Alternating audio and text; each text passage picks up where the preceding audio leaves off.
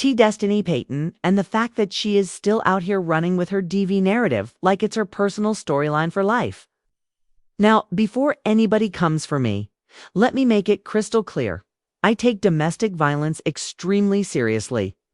Well, when it comes to Destiny, I'm just going to say it straight, her track record of twisting the truth, exaggerating situations, and being all over the place with her stories makes it really, really hard to believe anything that comes out of her mouth without proof. And I mean actual proof, not just some Instagram caption or emotional performance on live. Now, the reason this whole thing is blowing up again is because I was scrolling through social media, minding my own business, and I come across a post from Destiny talking about something called Destiny's Law Foundation. Child, she's got the logo, she's got the inspirational tagline, "When systems fail, we rise." Trauma-informed survival. She's promoting this like she is about to change the world, telling folks to follow the page, make donations, and get ready for upcoming events. She even threw in a self-defense class collaboration because apparently now she's an advocate and teacher for survivors. And look, in theory, that all sounds wonderful. She truly went through DVND, wants to help other people. That's great. That's needed. But here's where the problem comes in.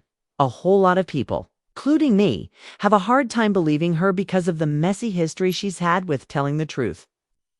And before you say I'm being mean, let's go back in time for a second. Y'all remember the court documents between Destiny and her ex-husband, LeBarick Williams?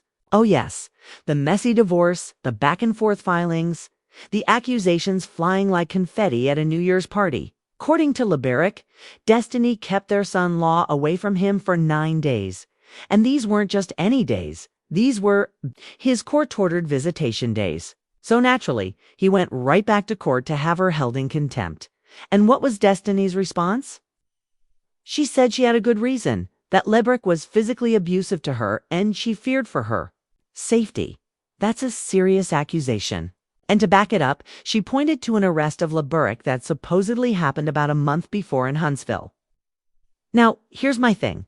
If this man was truly dangerous, if he truly did all that, then why is he walking free? Why is he not behind bars? And yes, I know, before y'all jump in the comments, sometimes the system does fail victims, and I will acknowledge that because it's true. But when the judge in your own case doesn't see him as a threat to you or your child, when the evidence clearly isn't strong enough to get him convicted or restricted from seeing his son, it makes people raise eyebrows. And Destiny knows this. She knows people are skeptical. And yet, here she is, rolling out a whole foundation and attaching her name to a cause that she has made part of her personal narrative. And maybe she thinks this is her redemption arc after her less than glowing edit on love and marriage. Huntsville. Maybe she thinks this will finally make people root for her. But y'all, the comments I've seen on social media are not exactly giving standing ovation. They're giving girl please. They're giving here we go. Again.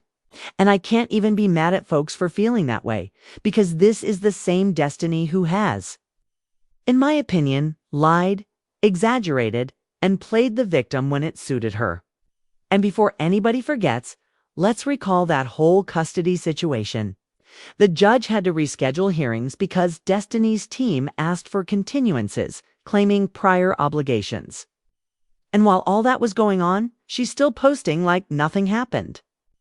Now tell me, does that sound like a woman living in fear for her life? Or does that sound like a woman who knows how to spin a story to keep herself in control? And again, I am not saying she never experienced DV.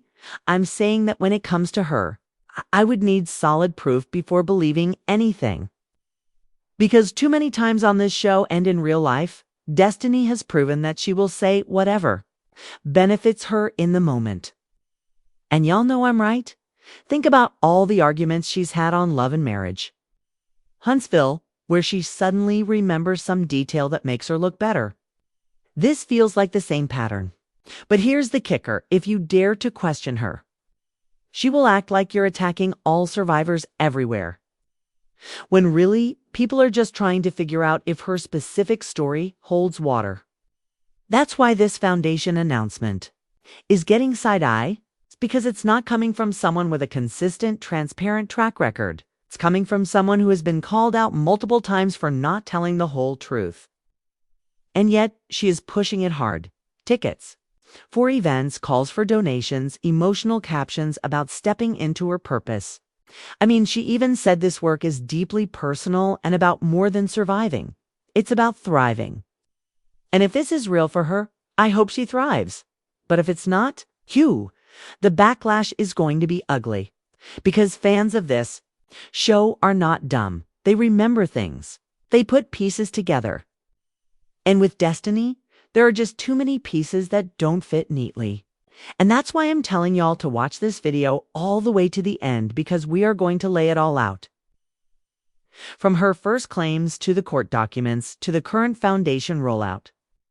So you can decide for yourself if this is genuine advocacy or just another storyline. And yes, I'm going to keep it real the entire time because someone has to. Now, here's the part that really gets me, y'all. Destiny Payton knows how to put on a show when it's time to make an announcement.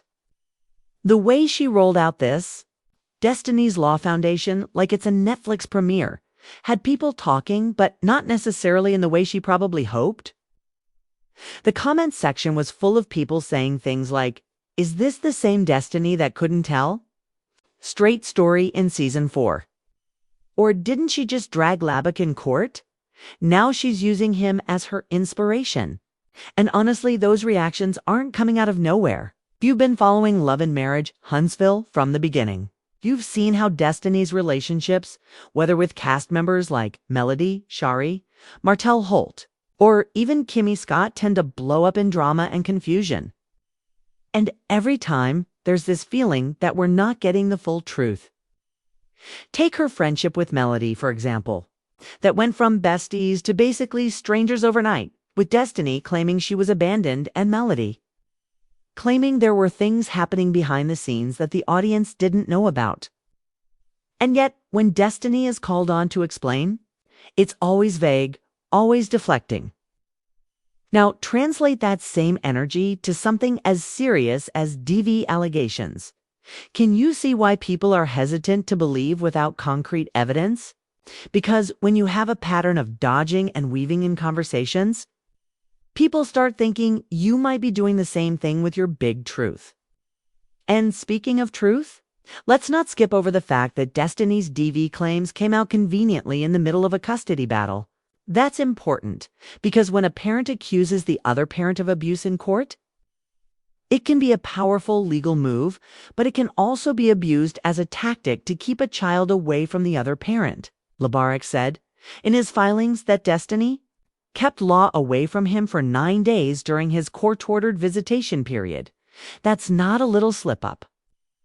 That's a deliberate choice. And Destiny's explanation? Fear for her safety. Again, if that was truly the case, then why wasn't she in court with a restraining order? Why wasn't there a long paper trail of police reports?